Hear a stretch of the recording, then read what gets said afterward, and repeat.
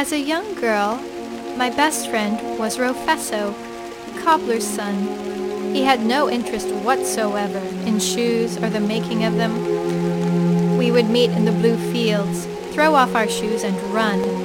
We ran until dusk and returned home only for supper, with feet filthy, our shoes lost.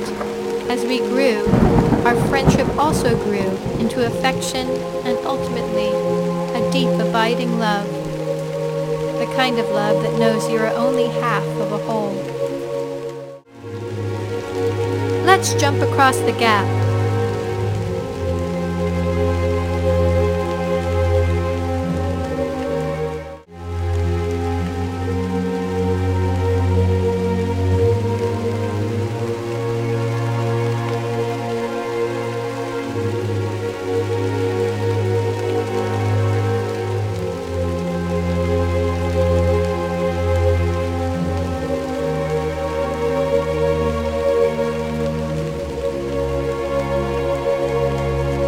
As we grew, Rofesso would often take to sitting and staring into the faraway distance. There was a longing in his eyes, and I could feel sadness in him. I would take his hand and sit for hours in silence.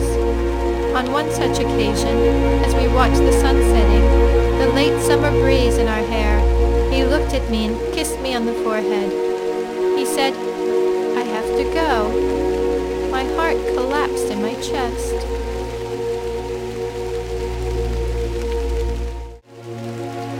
Unable to stifle the tears, all I could say was, "I know."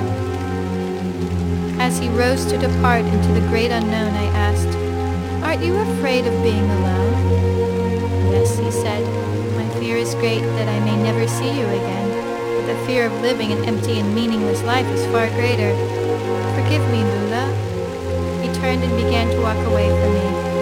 I said, "I will watch you until I can't see you anymore." I did. All your words and soft gestures do not add up to your silence and your absence, which now blankets me.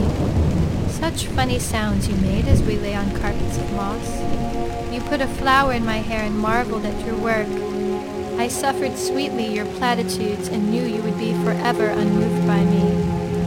Forever, you whispered, your breath brushing my lips. I was there, undone in fistfuls of flowers. Alone, I tremble. I wonder if my mother came this way, with her blank brown eyes starved wide, rude pale her meager frame. I remember once she said to me, "In a perfect world, I'd make you princess of something, I suppose, and strictly forbid poems."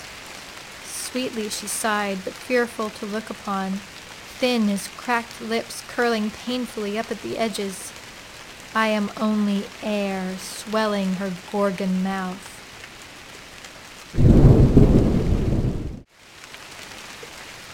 Trembles her garden, black with forgotten orchids.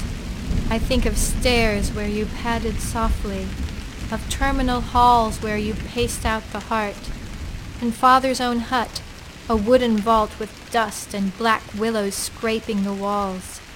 In your dull, empty room, an insurgent sun flickering again, fed on dry fumes. Yet something soon takes flight, and she rises sweetly again to nocturnal indigo marches. Trembles the air about you, nothing but embers, her love violet with twilight. With a turn of the neck and a tilt of the chin, she learns of stars that burn, in chaos begetting entire worlds. We learn there is no such thing as beginning and end. Would you, in your wise, wide eyes, deliver to me, in my outstretched hands, a stone?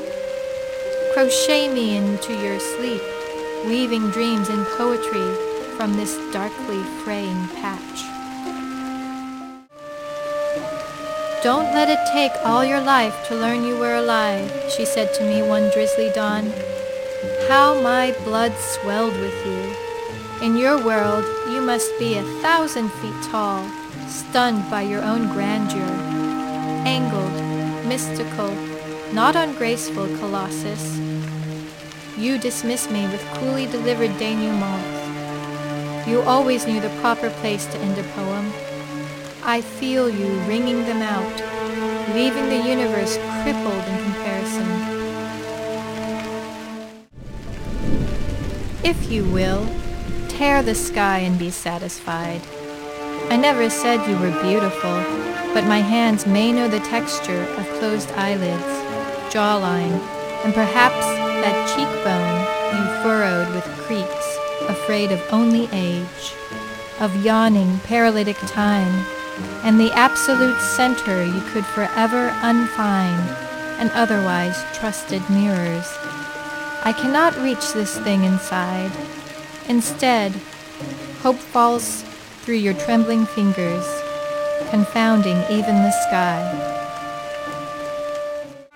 You taught tender, while stuffing softer hearts with bitter. From where I am, sepulchral among howling stones, your autumn leaf hands I would have held, hoping to salvage a wraith-racked spirit. Will you not cry out? Will you not lay claim to these sedimentary spaces? Will you not stand and cry, this, and this is mine? This only I can fill. My tears cannot be heard in such silence. Burn on fragile phoenix. Burn and be done with it. You wept for your own unfulfilled sovereignty, your mourning wild with twilight. I would have held you when the floods came, gently rocking the terrors. I could have delivered you, in your ashes, from the salty wastes you consumed with fury. Bend never again to this wound. Still you bend, clutching your sides, travailing in chaos, then slowly turn and look at me and say nothing.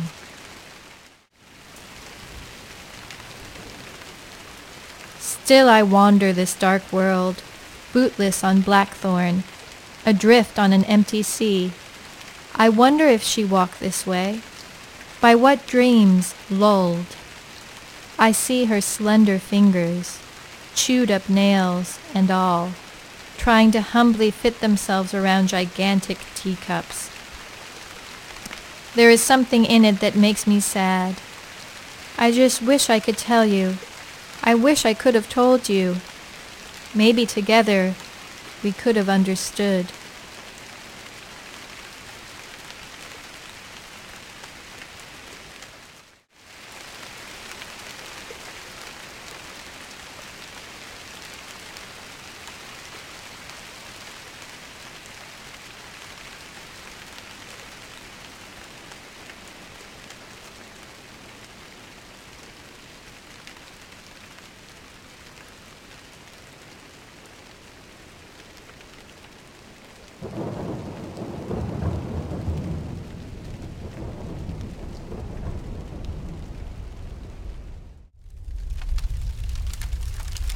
I saw a time when we gathered together in animal skins, hunched over fires in ancient caves, and murmured a millennial conversation.